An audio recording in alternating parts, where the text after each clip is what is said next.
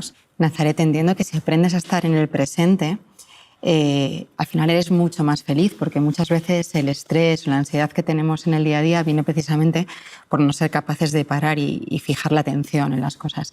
Pero ¿qué es lo que hay en el cerebro? ¿Qué ocurre en el cerebro cuando realmente conseguimos centrar la atención en algo? Pues mira, si quieres te lo cuento con el cerebro.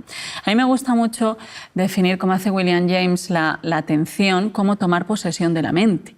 Él mismo decía, ¿no?, que la realidad es aquello a lo que yo preste atención.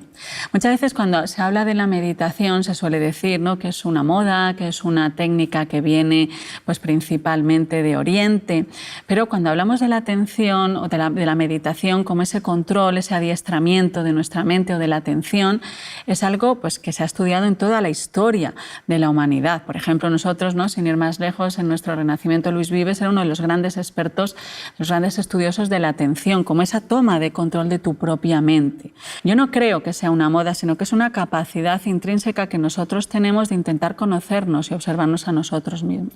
Entonces, si tú te pones a observar, dices, bueno, me desaparece todo, voy a estar unos minutos, voy a ver cómo entra y sale el aire por mi nariz. Entonces, ¿qué pasa en el cerebro?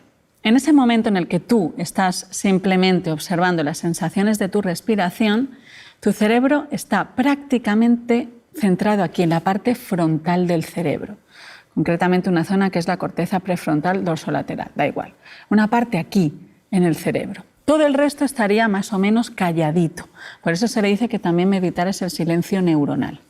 ¿Vale? Todo está calladito y solo estás ahí, pa, pa. Y esto es muy bonito porque fíjate, ¿no?, que muchas veces se ha comparado a la corteza frontal, así como a la atención, como la lámpara del minero.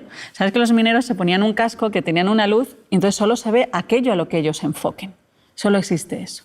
Entonces, en ese momento, todo tu cerebro se centra prácticamente en esta parte del cerebro que es la parte frontal del cerebro. Entonces estamos ahí durante un ratito, no mucho porque nuestra capacidad de atención es bastante más limitada de lo que pensamos, y de repente te has acordado de no sé qué, y ahora qué tengo que decir, a ver, y cuál era lo siguiente. Y entonces, ¿qué pasa? En ese momento el cerebro, que era casi todo calladito y solo esta parte frontal, en ese momento se ha llenado de colores.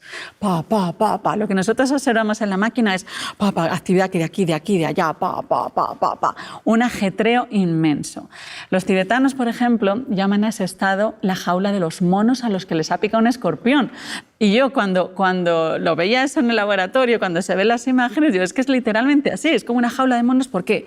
Porque de repente me acuerdo de cosas, me imagino cosas, surge un montón de diálogo interior, empiezo a recordar y a pensar en lo que tengo que hacer luego, pero todo eso súper rápido.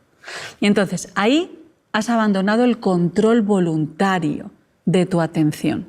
Por eso se dice, ¿no?, que la meditación es un combate entre lo voluntario y lo involuntario. Yo quiero estar atendiendo a las sensaciones de mi respiración y mi cerebro coge y se ha ido. Ahí pasas un rato y de repente te das cuenta de que te has distraído. ¿Cuáles son las zonas del cerebro que se dan cuenta? Y esta es la parte más importante de la neurociencia de la meditación. Identificar cuáles son las partes del cerebro que a ti te permiten darte cuenta de que te has distraído. Son partes fundamentalmente que están aquí dentro del cerebro, ¿vale? Es la corteza cingulada, es una especie de paraguas que tenemos dentro del cerebro, que es el interruptor que pasa de lo inconsciente a lo consciente. Esa y una zona del cerebro, que es la ínsula, que es la parte del cerebro más involucrada en la idea de quién soy yo. Por tanto, cuando nosotros estamos meditando, estamos controlando nuestra atención, lo que estamos haciendo es adiestrar a nuestro cerebro a darse cuenta de sí mismo. Yo me doy cuenta de que me he distraído. Y esto no solo es válido para aprender a estar en el presente, sino que además nos es válido para aprender a identificarnos a nosotros mismos. Cuando empezamos a practicar, la zona frontal se refuerza, la corteza cingulada también crece, la ínsula crece, la amígdala, que es una zona del cerebro que es más involucrada en las emociones, a lo mejor de un carácter más negativo, disminuye, eso está correlacionado con una menor sensación de estrés, menor sensación de ansiedad. Y además lo que se ha visto es que no hace falta ser un gran meditador, ni meditar 8 horas al día, ni vivir en un monasterio, sino con que meditar, practicar la atención una media hora al día, ya se producen cambios en el cerebro.